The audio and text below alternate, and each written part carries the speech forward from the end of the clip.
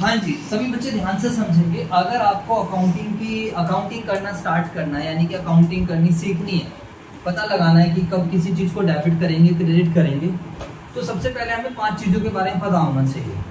मतलब 5 basic accounting terms ऐसे हैं जिनके बारे में आप सब बच्चों को पता होना चाहिए। और वो 5 बेसिक अकाउंटिंग टर्म्स कौन कौन से हैं, सही बच्चे प्लीज देखेंगे यहाँ पर। एक होता है एसेट्स। एक क्या होता है? एसेट्स। और दूसरा बेसिक अकाउंटिंग टर्म क्या है? एक एक्सपेंस होता है।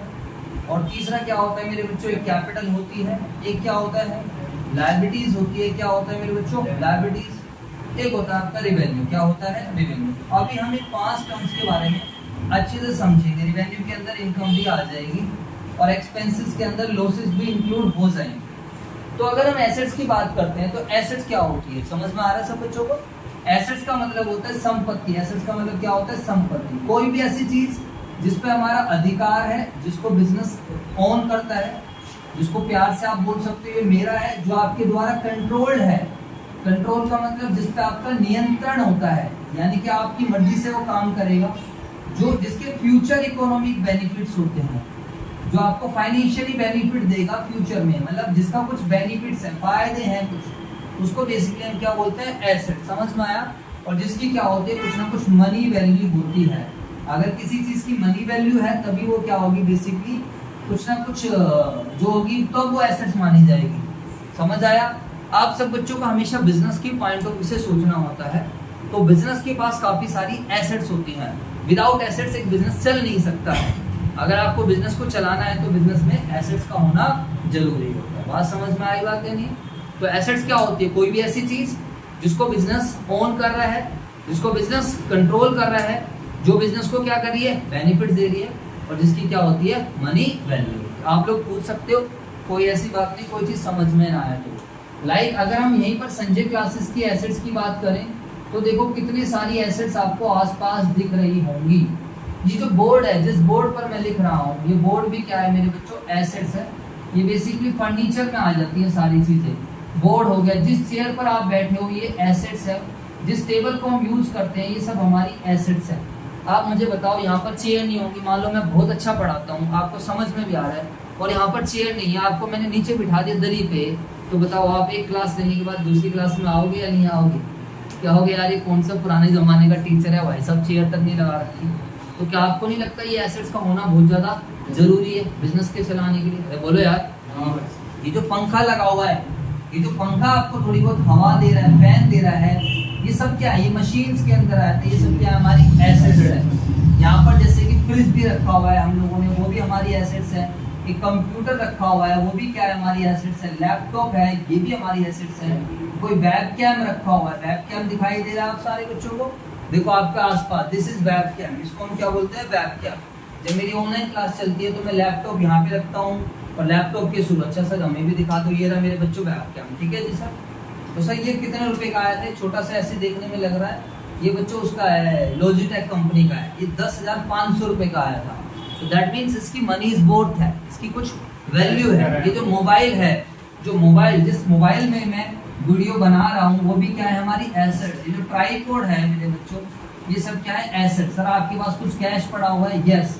सर आपके बैंक में कुछ पैसा पड़ा है? यस। थोड़ा बहुत पैसा भी पड़ा है बैंक में। ये सब क्या है? हमारी एसेट्स होती है। समझ में आया बच्चों? बताओ, अरे बोल दो हाँ या ना। तो कोई एसेट्स के एग्जांपल पूछे, सोचने की जरूरत नहीं है।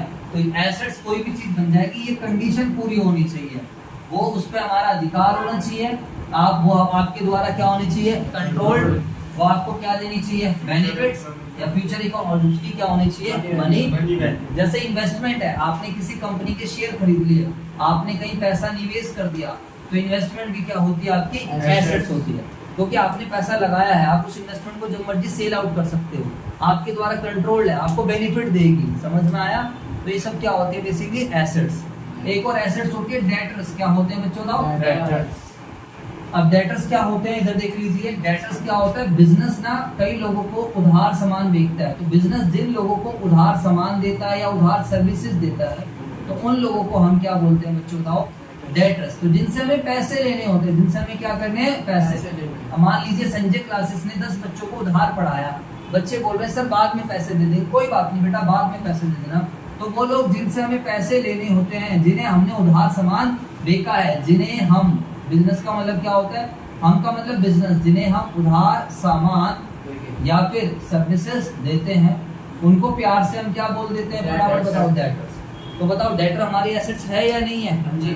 क्यों है डेटर हमारी एसेट्स? क्योंकि डेटर से मुझे पैसे लेने हैं, उन पे हमारा अधिकार है, हमारा कंट्रोल्ड है। सर अधिकार कैसे है? मैं घर चला जाऊंगा, बोलो हाँ है ना, घर जाऊंगा उनसे पैसे लेने के।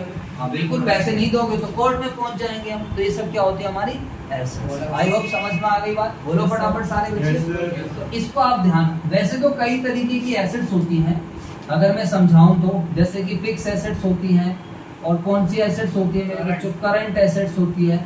Fix assets, current assets, tangible assets, fix assets, current assets, tangible assets, intangible, बता रहा हूँ, सब बता रहा हूँ, मैंने तो कुछ समझाया नहीं। Fix assets, current, tangible, intangible, wasting asset, ये सब हमारी एसेट्स होती हैं वैसे। तो व्हाट इज फिक्स एसेट्स? जो मैंने एग्जांपल दिए जाते हैं फिक्स एसेट्स के थे, जो हम लॉन्ग पीरियड के लिए लेते हैं, not for the purpose of resale के लिए लेते हैं, जो हम बिजनेस को चलाने के लिए लेते हैं, वो बेसिकली हमारी कौन सी एसेट्स बनती है? Fix assets. बात समझ में आई या नहीं? गेट खोल दो भाई। फिक्स एसेट्स का मतलब वो एसेट्स जो हमने खरीदी है लॉन्ग पीरियड के लिए, not for the purpose of resale, business को रन करने के लिए। बाद में बात करता हूँ, क्लास चल रही है, ठीक है? हाँ जी। अरे भाई नहीं कर पाऊंगा, बोल तो दिया यार अभी।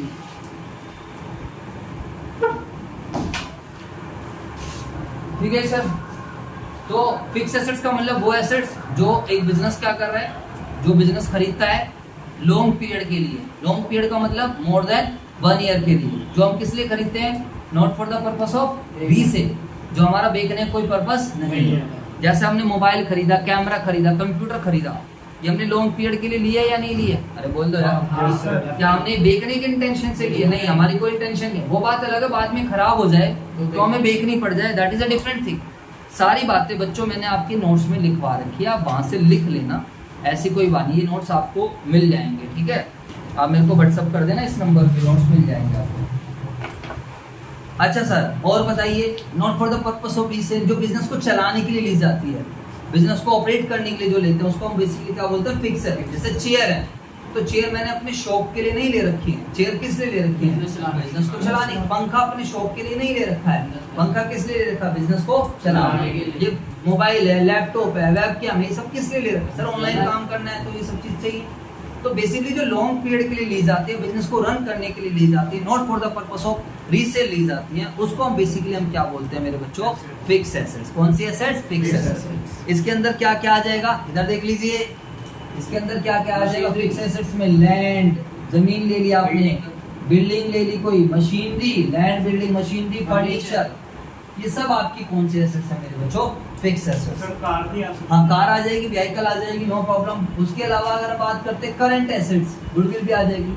What is current assets? बताइए। करंट एसेट्स का मतलब वो एसेट जो हम शॉर्ट पीरियड के लिए लेते हैं, for the purpose of resale लेते हैं, या फिर जिसको हम चाहते हैं कि फटाफट वो कैश में क्या हो जाए? कन्वर्ट हो जाए। एक बिजनेस के अंदर सारी फिक्स एसेट्स नहीं होती हैं, एक बिजनेस के अंदर बहुत सारी करंट एसेट्स भी होती हैं। इधर देख लो, जैसे मेरी दुकान में स्टॉक भरा हुआ है, सामान भरा पड़ा है, तो वो जो स्टॉक है, वो स्टॉक मेरे लिए क्या है? Current asset.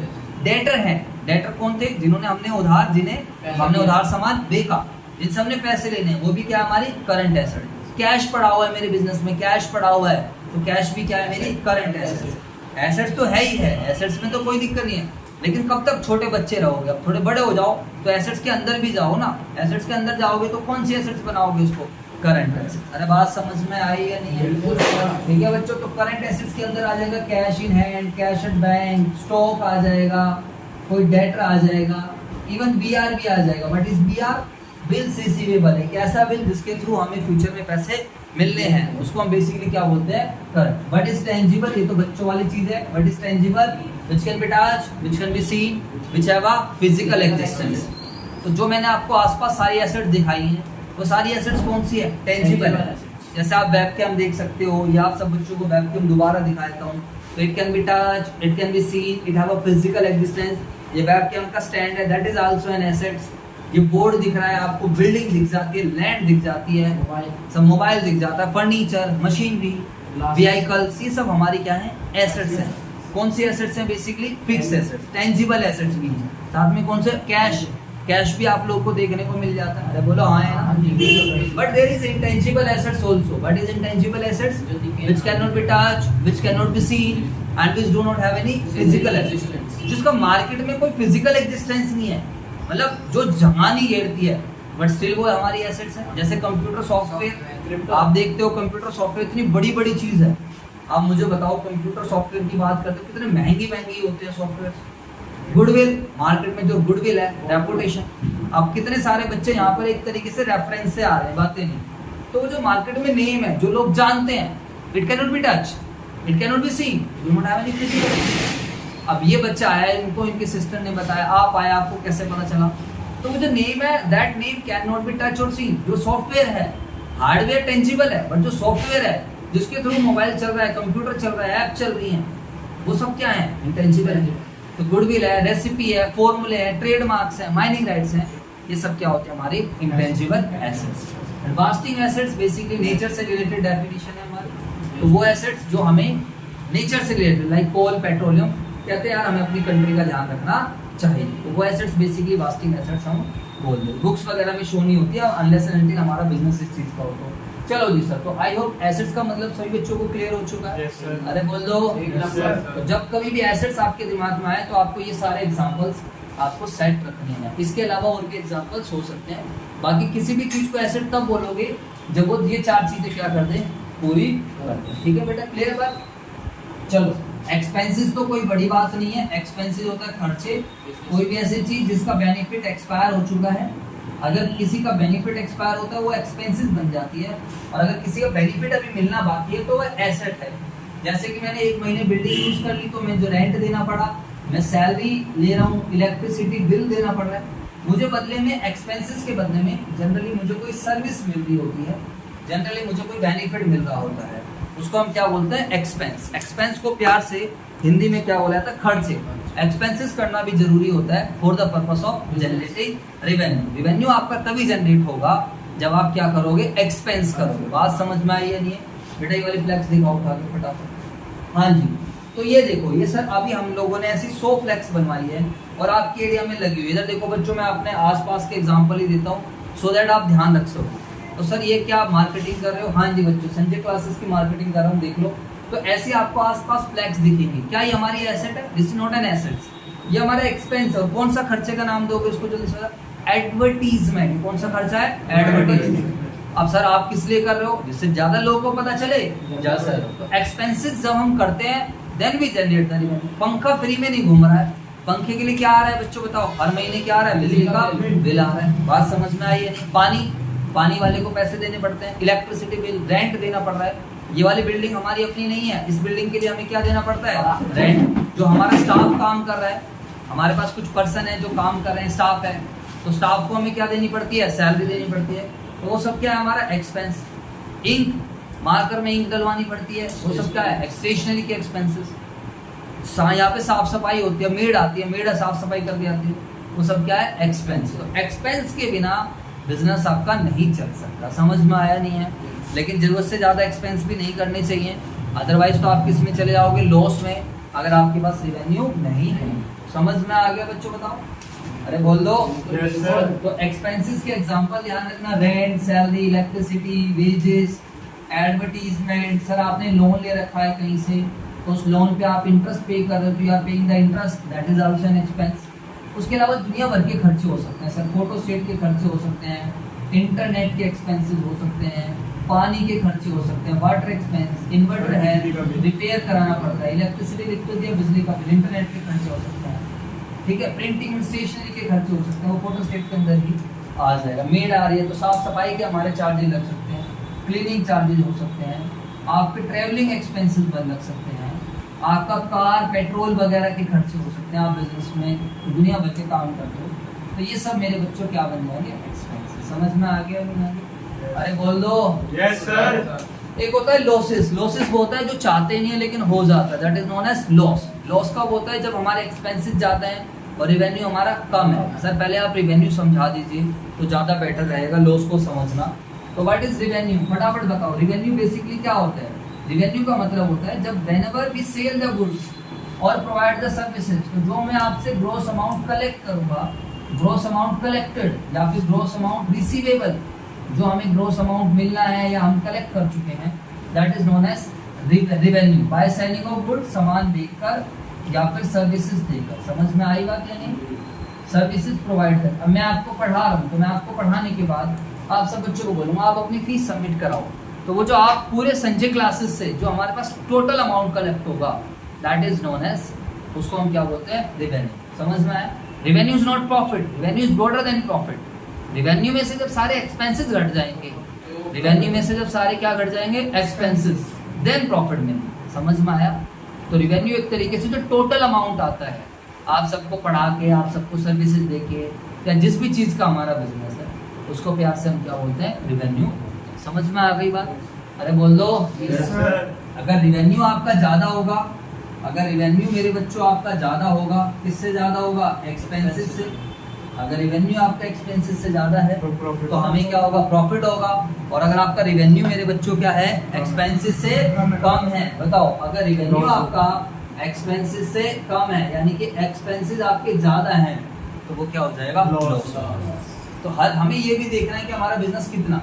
ऐसा तो नहीं कि मैं लाख रुपए का एडवर्टीजमेंट कर दूं, इतनी कमाई हो नहीं रही है और आप खर्चे पे खर्चा करे जा रहे हो, तो ऑब्वियस सी बात है आप लॉस में ही चलेगा। समझ? लॉस और भी हो सकते हैं, बैड डेट्स हो जाना, लोगों को उधार सामान बेचा, लोगों ने हमें पैसे नहीं दिए, तो जो पैसा हमारा डूब जाता है, that is also known as loss. कोई एक्सीडेंट हो जाए, लॉस बाय फायर हो जाए, लॉस बाय थेफ्ट हो जाए, जवाब दो यार। चोरी लग जाए, चोरी हो जाए, यहाँ पर आग लग जाए, तो ये सब हमारे लॉस मान। हाँ, किस्मत पे बिल्कुल डिपेंड है, कुछ नहीं हो सकता। बिजनेस में हमेशा अनसर्टेनिटी रहती है। हम रोड पे चलते हैं, हमारी लाइफ में अनसर्टेनिटी है, वो तो हमारा एक पॉजिटिव एटीट्यूड होता है कि हम जिंदगी जी रहे हैं। वरना तो हम घर से बाहर निकलते हैं तो आप सोचो कितनी अनसर्टेनिटी है। बिल्कुल, सलमान खान वाला एग्जाम्पल ले लो, मेरे मौसा जी का रियल एग्जाम्पल है। रोड पे चल रहे थे और ऐसे ही रोड पे जैसे नॉर्मल चलते हैं, तो रोड का कोई पत्थर जो था छोटा सा ट्रक के टायर के नीचे आया और आंख में आगे लग गया, और एक आंख क्या हो गई? खराब हो गई, उस आंख से दिखता नहीं है, ट्रीटमेंट भी कराएंगे। तो लाइफ हमेशा अनसर्टेन है। ध्यान, लाइफ के बारे में हम कुछ नहीं कह सकते, आज हमें कल हो भी सकते हैं और नहीं हो सकते। तो दैट इज बिल्कुल, हाँ बिल्कुल, जो इसलिए अपनी जिंदगी जियो और अपने हिसाब से मौज मस्ती करो। चलो, फालतू टेंशन नहीं लेनी चाहिए। चश्मा लगा के, हाँ अब यहाँ समझो बेटा, कुछ भी हो सकता है। एसेट्स, एक्सपेंस, अब कॉन्सेप्ट समझो। रेवेन्यू हो गया, अब liabilities. What is the meaning of liabilities? बताओ, लायबिलिटीज का मेरे बच्चों क्या मतलब होता है? कर्ज। तो बिजनेस कहीं से सामान उधार ले, ये बेसिकली अमाउंट ओवर रहता है जो बिजनेस के सर पे कर्ज आया है। क्यों आया है सर? बिजनेस के सर पे कर्जा क्यों आया है? बिजनेस ने कहीं से सामान उधार लिया है, बिजनेस ने कहीं से सर्विसेज उधार लिया है, या बिजनेस ने कहीं से लोन लिया है। सर बिजनेस लोन ले क्यों रहा है? भाई मेरे पास पैसे नहीं है, मुझे काम धंधा करना है, काम नहीं आ रहा, रेवेन्यू बढ़ाने के लिए कई बार इंसान क्या करता है? चलो ये भी कर लो, ये भी कर लो, थोड़ा और पैसा लगाते हैं। पैसा खुद पे नहीं होता तो क्या करते हैं? लोन उठा के लगा। अब मान लेते संजय क्लासेस पे काम नहीं आ रहा फॉर एग्जाम्पल, और मैं क्या करता हूँ, मेरे पास पैसे भी नहीं है, लेकिन मुझे पता है यार बिजनेस करना है, तो हमने क्या करा? 1 लाख रुपए उठाए, लगा दिए। अब काम नहीं आ रहा तो हमने सोशल मीडिया पे ऐड चला दिए, और क्या करा? वैसे ऑफलाइन ऐड कर दिए, बच्चों को बोल दिया कि भाई आप शेयर करो, हम आपको इतना अमाउंट पे करेंगे, फॉर एग्जाम्पल जो भी कुछ है। तो लायबिलिटीज तब होती है जब ओनर का खुद का पैसा कम पड़ जाता है, बिजनेस के पास सफिशिएंट फंड नहीं है, लेकिन हम बिजनेस को चलाने के लिए हम क्या करते हैं? बाहर से पैसा ले लेते हैं, लोन वगैरह ले लेते हैं, या हमने कहीं से सामान उधार कर लिया। अब मान लो मैं किसी से काम कराए जा रहा हूँ, मैं उसको पैसे नहीं दे रहा, मैंने कहा यार बाद में ले लियो, अभी काम आएगा तब ले लियो, इतना तो बॉन्डिंग बनी जाती है। तो बिजनेस के सर पे जो कर्ज होता है उसको मेरे बच्चों हम क्या बोलते हैं? समझ में आ गई बात? अब लायबिलिटीज में छोटा कर्जा भी होता है और बड़ा कर्जा भी होता है। एक करंट लायबिलिटीज होते हैं और एक नॉन। आप भी यहाँ ध्यान दे लीजिए बोर्ड पे, ठीक है जी।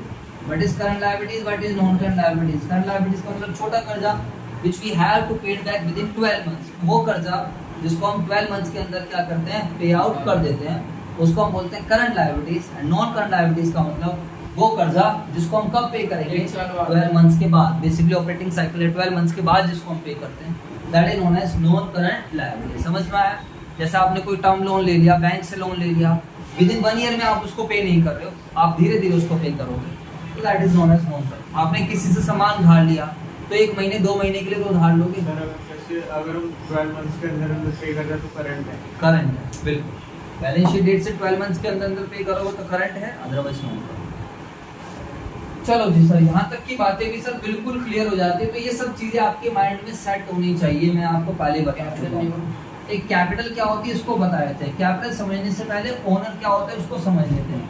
अच्छा सर, लायबिलिटी में हमारे क्रेडिटर्स भी आते हैं। लायबिलिटी के एग्जांपल लिख दो। तो क्रेडिटर्स हमारी लायबिलिटीज हैं, लोन हमारी लायबिलिटीज है, कोई बिल्स पेबल है वो हमारे लिए लायबिलिटीज है, कोई आउटस्टैंडिंग एक्सपेंसेस हैं, तो ये सब हमारे लिए क्या है मेरे बच्चों, लायबिलिटीज। बात समझ में आई? सर क्रेडिटर्स क्या होते हैं ये बता दो। तो यहाँ पर इस बार ये बिजनेस आ गया है। तो बिजनेस जिन लोगों से, बिजनेस क्या करता है, इन लोगों से, कुछ लोग हैं जिनसे हम उधार सामान, तो बिजनेस इन लोगों से क्या कर रहा है, उधार सामान या फिर क्या कर रहा है मेरे बच्चों, सर्विसेज दे रहा है। तो जिनसे हम उधार सामान, जिनसे हम का मतलब बिजनेस, जिनसे हम उधार सामान या फिर मेरे बच्चों सर्विसेज लेते हैं, बातें नहीं है, उसे हम क्या बोलते हैं, क्रेडिट। उसे हम क्या बोलते हैं, समझ में आया नहीं है? अभी तेरा कौन सा टाइम है, तो पढ़ ले भाई, ऊपर जाके जगह है तो वहीं जाके पढ़ ले, ठीक है। तो बिजनेस जिन लोगों से उधार सामान या फिर सर्विसेज लेता है उसको हम क्या बोलते हैं, क्रेडिट। क्रेडिट हमारे सर पे कर्जा होता है। तो कभी भी लायबिलिटी की बात आए तो हमेशा ऐसे सर पे हाथ रखना। तो लायबिलिटी का मतलब हमारे सर पे क्या है, कर्जा। एसेट्स का मतलब हमारा अधिकार, हमारे ऐसे हाथ करना हमारा अधिकार है। जैसे डेटर है तो डेटर के घर चले जाएंगे, हाँ भाई पैसे दे, कॉलर पकड़ लेंगे। और लायबिलिटी का, हाँ भाई दे रहे हैं यार, क्यों परेशान, हाँ समझ में आया नहीं है? चलो जी सर, व्हाट इज कैपिटल, इससे पहले हम ओनर समझ लेते हैं। कैपिटल समझने से पहले ओनर समझ लेते हैं। तो देखो ये होता है फायदा कि हम एक ना कनेक्शन के साथ पढ़ रहे हैं। ऐसा नहीं बुक में पहला टर्म ये दिया दूसरा ये ऐसे पढ़ रहे हैं, कनेक्शन के साथ चीज़ों को पढ़ते हैं तो चीज़ें लॉन्ग टर्म तक सेट होती हैं। ओनर कौन होता है, ओनर वो व्यक्ति होता है जो बिजनेस में पैसा लगाता है, जो बिजनेस के रिस्क उठाता है और जिसे बिजनेस का क्या मिलना होता है, प्रॉफिट और लॉस। उसको प्यार से हम क्या बोलते हैं, ओनर। समझ में आया? Like Sanjay sir, Sandeep sir यहाँ पर ओनर है क्योंकि हमने बिजनेस में पैसा लगाया है, हम बिजनेस का रिस्क उठा रहे हैं और हमें बिजनेस का प्रॉफिट और लॉस मिलना। ओनर को आप प्रोप्राइटर, पार्टनर, शेयर होल्डर कुछ भी बोल सकते हैं। बोलो। हाँ, एंटरप्रेन्योर भी एक तरीके से ओनर ही होता है। एंटरप्रेन्योर वो रहता है जो थोड़ा आइडियाज लगा रहा है, थोड़ा रिस्क, मतलब एक तरीके से थोड़ा बड़े लेवल पे अगर आपका बिजनेस पहुंच जाता है देन यू कैन से वो एक एंटरप्रेन्योर है। हम वो इनोवेटिव आइडियाज वही तो है, हाँ वही है, और कोई इतनी बड़ी बात नहीं होती। बस थोड़ा सा एक स्टाइलिश नेम है, ओनर को ही हम एक स्टाइलिश नेम बोल देते हैं, ठीक है बच्चों। प्रोप्राइटरशिप फॉर्म में इसको प्रोप्राइटर बोल देंगे, पार्टनरशिप फॉर्म में इसको पार्टनर बोल देंगे, एंड कंपनी में ओनर को क्या बोल दिया जाता है, शेयर होल्डर। समझ में आ गया? आगे जाके हम बिजनेस में पढ़े। अब सर कैपिटल की बात करते हैं तो what is the meaning of capital. Owner business के अंदर, तो ऊपर ओनर है, ओनर ने बिजनेस में, मान लेते हैं यहाँ पर संजय सर है, तो संजय सर ने बिजनेस के अंदर, ये संजय क्लासेस है, तो संजय सर बिजनेस में जो पैसा लगाते हैं, जो एसेट्स लगाते हैं, उसको हम क्या बोलते हैं, कैपिटल। कैपिटल का मतलब होता है पूंजी। इट इज द अमाउंट और assets invested bye owner into the business. Owner ने जो बिजनेस में, चप्पल उतार के अंदर बैठ जाओ, ओनर ने बिजनेस में जो पैसा लगाया या ओनर ने बिजनेस में जो एसेट्स लगाई, ओनर ने बिजनेस में जो चीजें लगाई हैं, उसको प्यार से हम क्या बोलते हैं मेरे बच्चों, बताओ कैपिटल। समझ में आया नहीं है? तो कभी भी कैपिटल की बात आए तो इट इज द अमाउंट और assets invested by the owner into the business. Capital business के लिए लायबिलिटी मानी जाती है क्योंकि business and owner are two separate person. सारे बच्चे कान खोल कर सुन लीजिए, बिजनेस अलग रहता है और ओनर अलग। इस बात को अपने दिमाग में सेट कर लो। आपको हमेशा किसके पॉइंट ऑफ व्यू से सोचना होता है, बिजनेस के, ना कि किसके पॉइंट ऑफ सोचना है, ओनर। तो ओनर ने बिजनेस में पैसा लगाया तो बिजनेस कहता है ये पैसा मेरा नहीं है, मैं तो इस पैसे को क्या मानकर चलूंगा, लायबिलिटी मानकर चलूंगा। समझ में आया? और कैपिटल के और भी नाम होते हैं। कैपिटल को हम also known as owner's equity, net worth वगैरह के नाम से भी जानते हैं। समझ में आया नहीं है? तो ये बेसिकली 5 अकाउंट्स आपको पता होने बहुत ज़्यादा जरूरी है। यहाँ तक अगर किसी बच्चे को कोई भी डाउट है तो वो बच्चा मेरे से पूछ लीजिए।